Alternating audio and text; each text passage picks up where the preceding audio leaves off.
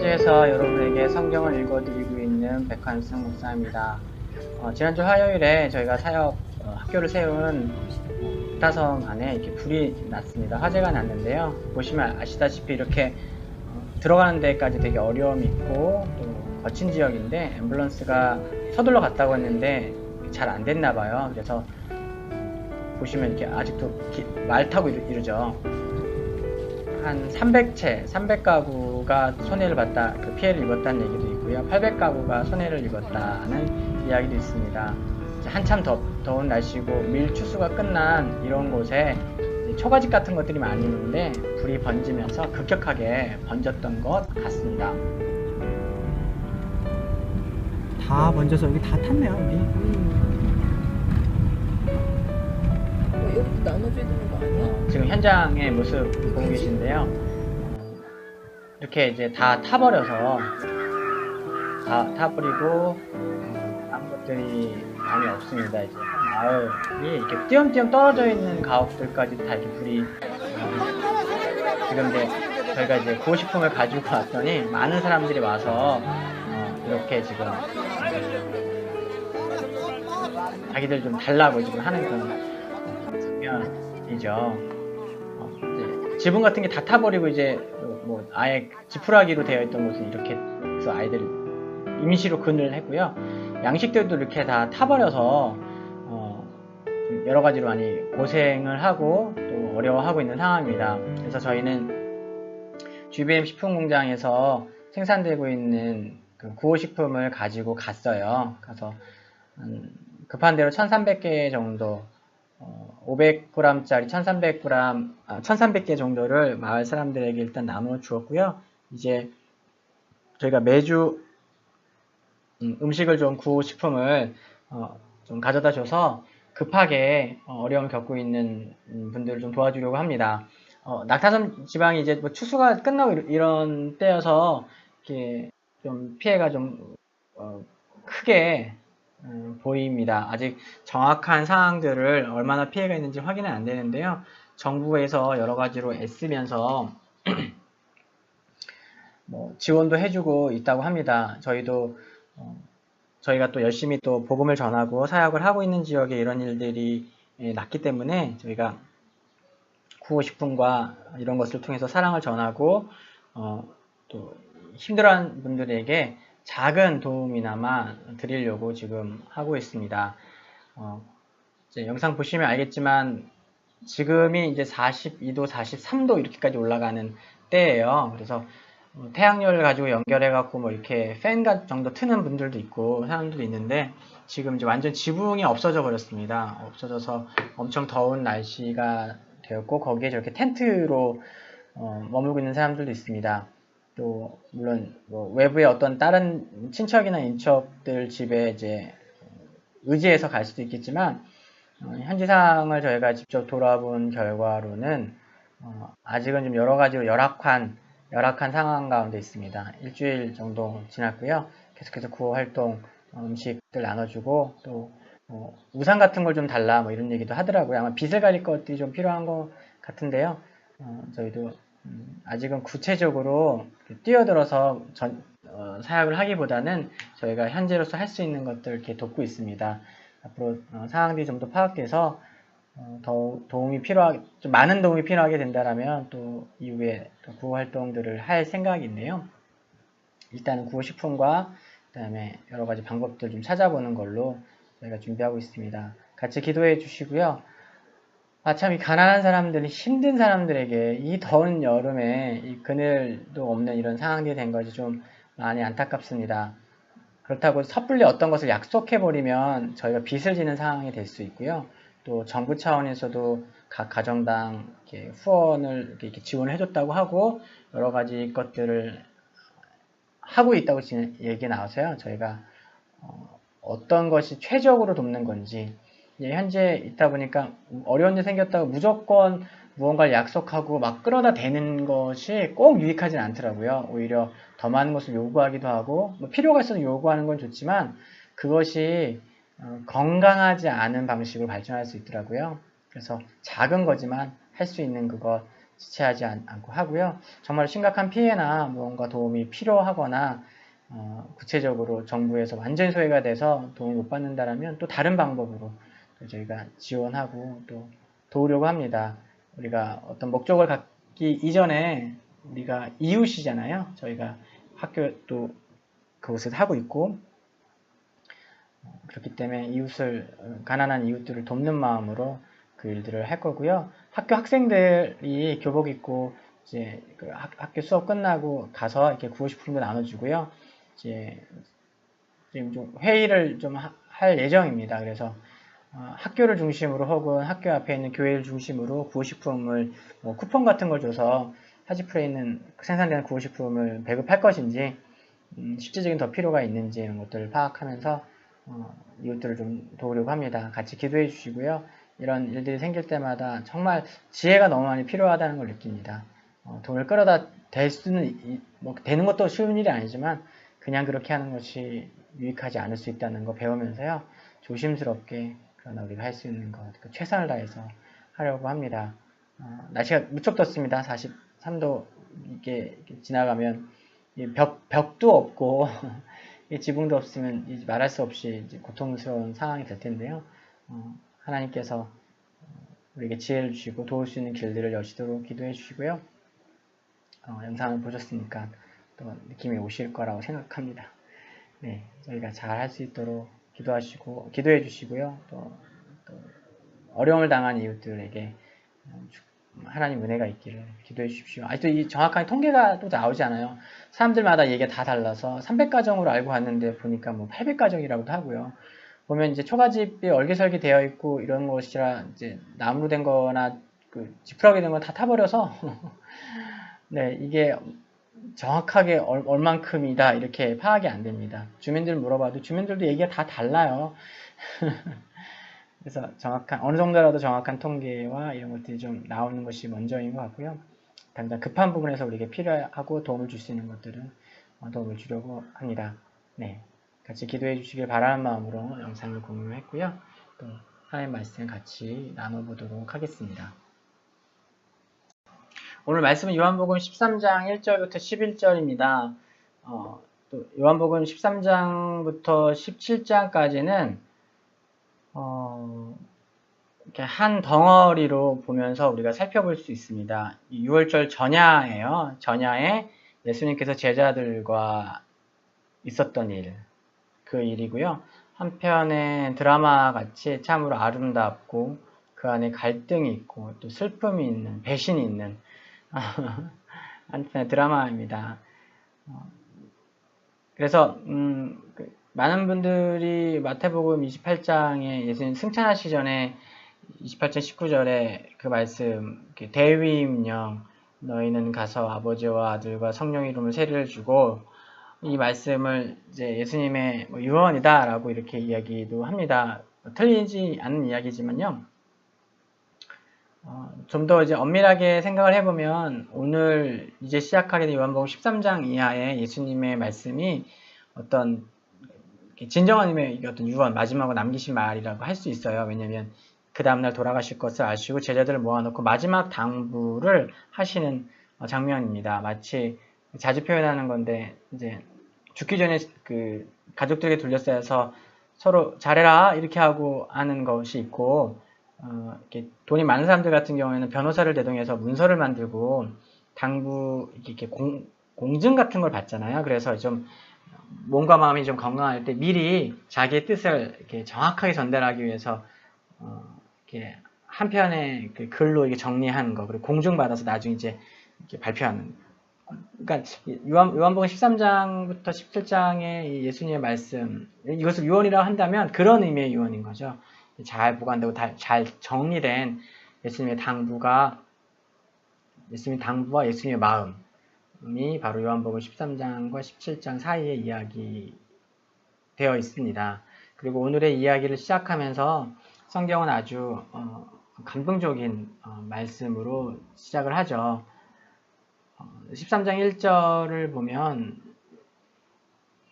6월절 전에 예수께서 자기가 세상을 떠나 아버지께로 돌아가실 때가 이른 줄 아시고 세상에 있는 자가 자기 사람을 사랑하시되 끝까지 사랑하시리라. 세상에 있는 자기 사람들을 사랑하시대. 네, 그래서 자기 사람이라는 표현이 참 멋있는 표현이고 좀 마음을 울리는 표현입니다. 이 표현은 제가 이제 저만의 탈콤으로 번역해 놓은 것처럼 제자들 향한 마지막 그 사랑, 끝까지 사랑하시는 그 모습을 이제 보여주셨다라는 표현이 되겠지요. 그리고 그 표현으로서 예수님은 세족식을 거행하십니다. 이것은 원래 이제 종이 주인에게 행하는 거죠. 식사 전에 이렇게 씻을 물을 주고 발을 씻고 또 큰 손님을 환영할 때 주인이 직접 이렇게 씻겨주고 또 향유를 바르게 하는 그런 건데요. 주인이시고 어른이시고 선생이신 예수님께서 친히 본을 보이셔서 제자들을 씻기시면서 사랑을 표현하시고 진정한 권위와 사랑이 무엇인지를 제자들에게 보여주시는 장면입니다. 익숙히 우리가 너무 잘 알고 있는 것처럼 이 장면에서 베드로가 조금 당황스러운 행동을 하죠. 베드로는 예수님과 관계가 다른 제자들보다 나는 좀 더 특별하다라는 것에 대한 뭔가 이제 집착이라고 해야 될까요? 그런 게 있었죠. 그래서 예수님께서 제자들 한 사람 한 사람의 발을 이렇게 씻어주시고 있을 때 제자들도 사실은 뭐 어른이고 선생님이신 주님께서 그렇게 하실 때 그걸 막 기쁘게 받았겠습니까? 좀 당황도 하고 감동도 되고 또 뭘 어떻게 해야 될지 몰라서 그냥 발 씻는 거 그냥 받았을 거예요. 어쩌면 예수님이 가끔씩 이렇게 좀 뚱딴지 같은 그 당시 문화와 어떤 관습을 뛰어넘는 행동을 하셔서 또 이분이 또 뭔가 좀 다른 걸 하시네 했을 수도 있겠지요. 어쨌든 그래서 다른 제자들 발 다 씻겨주는데 베드로가 이제 뭐랄까 저항하죠. 나는 씻으시면 안 됩니다. 이건 이제 간접적으로 이제 씻김을 당한 다른 제자들을 정죄하는 거라기보다는 야 니들 제정신이냐? 어떻게 예수님이 발을 씻도록 내버려도 니들이 정말 예수님을 사랑하는 거 맞아? 너희들 제자가 맞아? 뭐 이런 식의 약간 책망이 되는 거죠. 이제 다들 받았지만 나는 받지 않겠습니다. 왜냐면 나는 진정한 당신의 제자고 쟤네들 저렇게 예의 없고 앞뒤를 모르는 저들과 다르기 때문입니다. 뭐 이런 어필이 느껴지는 그런 부분이죠. 그걸 어떻게 할 수 있냐면 예수님께서 내가 지금 너 발을 씻어주지 않으면 너는 나와 상관이 없다고 말씀하셨을 때 베드로가 그럼 머리와 손도 다 씻어주십시오라고 합니다. 이게 목욕을 시켜달라는 표현인데요. 어떻게 할 수 있냐면 예수님께서 그러셔요. 이미 목욕한 사람은 발만 씻으면 된다라고 말씀하시잖아요. 그러니까 머리와 손이라고 얘기했다고 딱 머리와 손을 씻겨달라기보다는 그런 거죠. 발을 씻겨주지 않으면 당신과 아무 상관이 없다.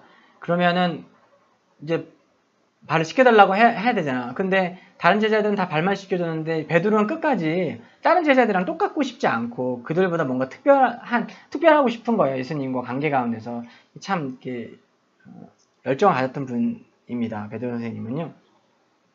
그러니까 이제 난 저들과 똑같을 수 없어. 그러면 발을 씻지 않으면 난 예수님 제자가 아닌 거니까 그러면 난 좀 특별하게 다 씻어주세요 이런 거예요. 이게 참 재미있기도 하고 또 예수님 앞에서 이 제자들은 이렇게 순수하게 되었구나. 나이 차이도 그렇게 많이 나지 않았을 텐데 하여튼 그렇습니다. 그러나 그때 예수님께서 발만 씻으면 된다라고 말씀하십니다. 이 세족식이 되게 의미가 있고 감동이 되는 것은 예수님의 섬김, 예수님의 사랑에 대해서 우리에게 가르쳐 주시기 때문이에요. 그리고 실제적으로는 2000년 전에 6월절 전에 제자들에게 단회적으로 시행됐던 사건에 불과하지만 이 말씀을 해석하고 어떤 영적인 의미를 추적해 보면 지금도 오늘도 여전히 우리의 삶 가운데서 예수님 우리의 발을 씻겨주시는 일들은 반복되어져 가고 있다는 것을 알 수 있습니다. 이게 무슨 소리냐면 예수님께서 제자들의 발을 씻겨주시잖아요. 그리고 몸을 씻은 자는 더 이상 발만 씻으면 된다.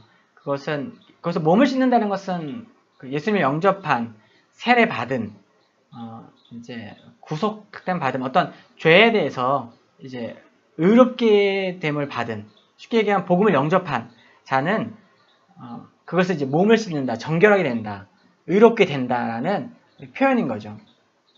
그것을 목욕, 온몸을 씻은 자로 온몸이 완전히 정결케 된 자로 이렇게 비유해서 표현하시는 거죠. 그런데 그럼에도 불구하고 너희가 오늘이라는 시간 속에서 죄된 이 세상을 두 발을 딛고 살아가기 때문에 온몸이 이미 한번 깨끗해진 사람이지만 발은 계속해서 씻어야 한다는 거예요. 그것은 무엇입니까? 이미 회개했고 예수를 영접했고 구원을 받은 자라도 이 땅의 삶 가운데서 계속해서 반복되는 회개가 있어야 되잖아요. 왜냐하면 우리가 그 죄된 세상에 두 발을 닳고 살아가기 때문에 우리가 알고도 죄를 짓고 모르고도 죄를 짓게 됩니다. 그러니까 지금 이제 유대라는 환경 자체가 비포장도로잖아요. 한국에서는 이런 환경을 겪기가 쉽지가 않아요. 그런데 인도는 이제 비포장이 많기 때문에 이게 아주 구체적으로 다가옵니다. 그 당시에 뭐 운동화를 신었겠습니까? 뭐 양말을 신었겠습니까? 그냥 샌들 같은 거, 쪼리라고 하죠. 쪼리가 더 가까울 거예요. 쪼리 같은 거 신고 돌아다닌단 말이죠. 그러면 집에 오면 당장 발을 씻어야 됩니다. 왜냐면 발에 먼지가 다 묻게 되어 있어요. 그거를 피할 길이 없습니다. 아무리 내가 깨끗하게 살려고 하고 정결하게 살려고 한들 내가 이 세상을 딛고 인도의 길거리를 돌아다니는 이상 내가 알든 내가 알지 못하든 내가 특별히 더러운 길을 걸었든 걷지 않았든 내 발은 이미 더러워져 있습니다. 예수님 그걸 아신 거죠. 그리고 그것에서 말씀하신 겁니다. 그래서 너희가 발을 씻어야 돼. 그래서 우리가 기도할 때 기도 끝에 예수님의 이름으로 기도합니다라고 기도하잖아요. 우리가 회개하잖아요. 우리의 잘못을 하나님께 기도 시간에 올려드리면서 이거 잘못했고 저거 잘못했고 이렇게 회개하는 거. 근데 우리의 회개가 어떻게 유효할 수 있습니까? 우리가 어떻게 감히 하나님께 우리 죄를 용서해달라고 요구할 수 있습니까? 요청드릴 수 있습니까? 우리 발이 더러워졌으니 깨끗하게 해주십시오라고 얘기할 수 있겠습니까? 그것이 유일하게 예수님의 공로로 되는 거예요. 그래서 우리가 신앙 고백적 의미로 예수님의 이름으로 기도합니다 라고 기도하잖아요. 그래서 이것을 영적인 의미로 또 비유적으로 표현하자면 오늘 이 땅을 살아가는 우리가 여전히 죄를 짓고 우리 발이 더러워질 때 우리가 기도할 때마다 어떤 영적인 의미에서는 예수님께서 우리를 향해 세족식을 거행하고 계신 거죠.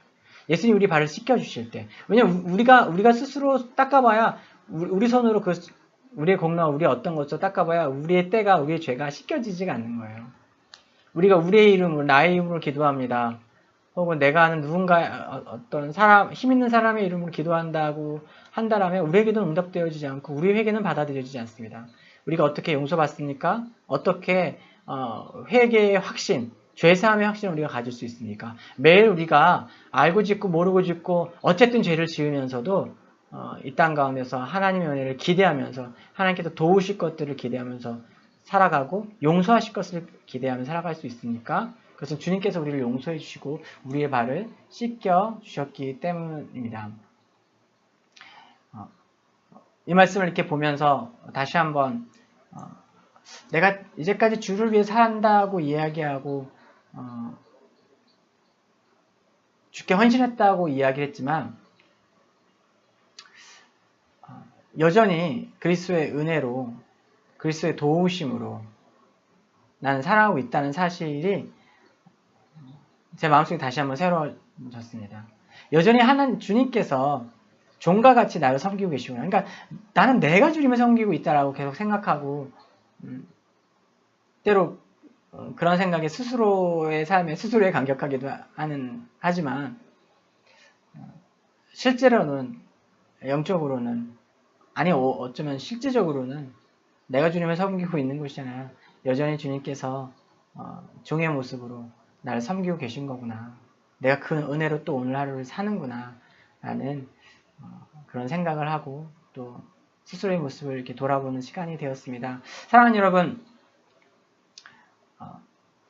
우리 삶 가운데 우리가 두 발을 이 땅 가운데 딛고 살아가야 하기 때문에 먼지 나는 풍진 세상이라고 하죠. 바람 불고 먼지 많이 나는 세상. 풍진 세상을 살아가기 때문에 우리가 원든 원치 않든 우리 삶에 죄가 쌓이고 때가 쌓이고 그러나 우리 스스로 그것을 벗겨낼 수 있는 깨끗해질 수 있는 능력이 없습니다. 그리스도의 은혜가 그리스도의 보혈이 2000년 전 6월절 어느 날 이후로 한 번도 끊이지 않는 예수님의 세족의 사랑이, 그 섬김이, 종과 같은 섬김이 오늘도 우리를 만들고 있고, 오늘도 우리를 그리스도에게로, 하나님의 나라로 조금씩 가까이 다가가게 하고 있습니다. 그 믿음 가운데서 세상을 바라보고, 그 믿음 가운데서 교회를 바라보고, 그 믿음 가운데서 성도들을 바라보고, 그 믿음 가운데서 주변 사람들을 바라볼 때 우리는 조금 더 넉넉해지고 좀 더 마음을 넓게 먹을 수 있게 되는 것 같습니다. 아니, 먹을 수 있게 됩니다. 그리고 그렇게 돼야 하죠. 그리스도의 은혜는 환경과 상황을 초월합니다. 나의 연약함을 초월합니다. 갈등하고 또 편치 않은 마음 갖고 계신 분들 계십니까? 뭔가 은혜가 떨어져서 지치고 피곤하다고 여기시는 분들 계십니까? 매일 저녁마다 예수님께서 따뜻한 물 떠오셔서 우리의 발을 씻기시고 그 허리에 두르신 수건으로 우리 발을 따뜻하게 깨끗하게 닦아주고 계십니다. 우리가 회개할 때마다, 우리 기도할 때마다 우리가 그 섬김을 기억하면서 그 섬김의 본을 따라서 가족을 섬기고 교회를 섬기고 이웃을 섬기고 또 내게 맡겨진 곳에서 하나님을 섬길 수 있기를 소원합니다. 저도 그런 마음으로 또 한 주를 살고 또 그리스도의 은혜를 묵상하도록 하겠습니다. 선교사의 삶이 참 재밌습니다. 제가 기도편지 소식지에도 썼는데요. 약간 문화 충격이라고 하면 좀 웃기고요. 그렇다기보다는 그렇더라고요. 제가 이제 사역자들 위주로 할 수 있도록 하고 저는 이제 약간 초청 강사식으로 이렇게 저희가 이제 세팅을 하고 그렇게 보여주려고 해요. 왜냐면 실제적으로 저희가 주도적으로 거의 많은 걸 하지만 상을 다 차려서 너희들이 한 거다라고 얘기하고 나는 강의만 하는 거다. 이게 선생님과 같은 팀과 같이 논의해서 그렇게 진행을 하거든요. 그래서 이제 설교를 하고 이제 강의를 하면 여러분 잘 아시지만 이제 아시는 분은 알겠지만 창세기 같은 거 설교하면 얼마나 할 얘기가 많습니까? 창세기 한 장 갖고 1시간씩 설교해도 부족한데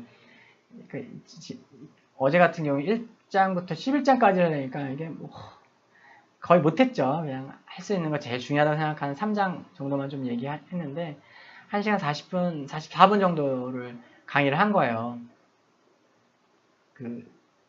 거기 조그만 방에 한 30명 넘게 한 35명 들어 앉아서 저도 그 앞에 서서 1시간 40분 쉬지 않고 1시간 45분 쉬지 않고 강의했고 이미 뭐 찬송하고 하니까 2시간이 넘었죠. 졸지 않은 사역자들과 이제 뉴스그룹 친구들도 참 귀하고 아름답습니다.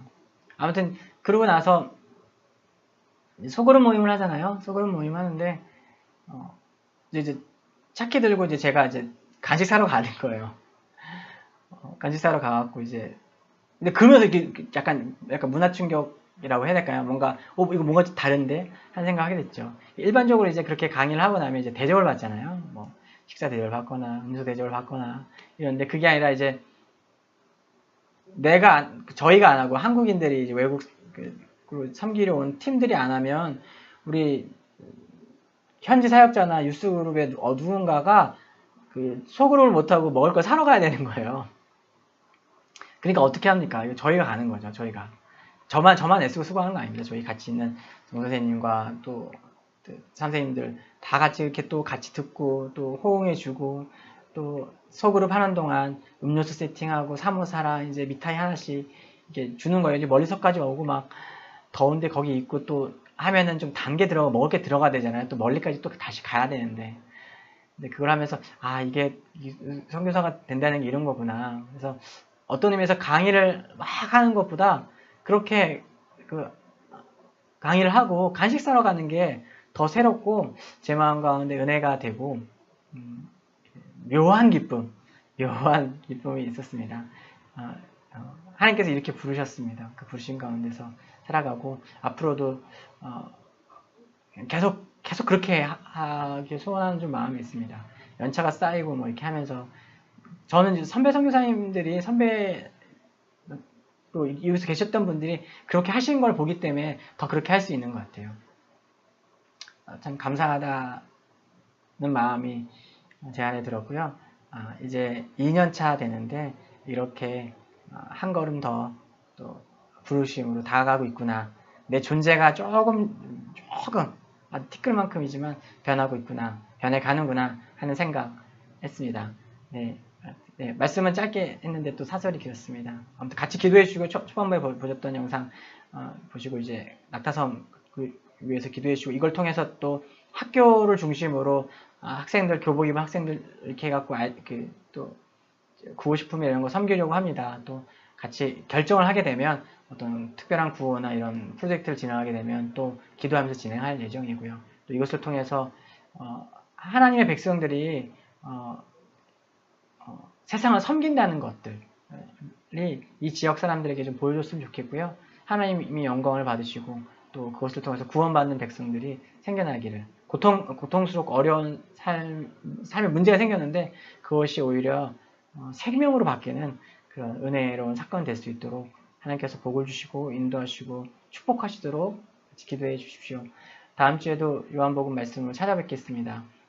13장부터 17장 이게 통으로 좀 읽으셔도 참 좋을 것 같아요. 저도 너무너무 좋아하고 생각날 때마다 한 번씩 읽는 게 13장부터 17장인데요. 하나님의 은혜가 있습니다. 한 주간 승리하시고요. 다음 주에도 하나님 말씀 가지고 또 이 땅의 소식을 가지고 여러분 찾아뵙도록 하겠습니다. 사랑하고 축복합니다.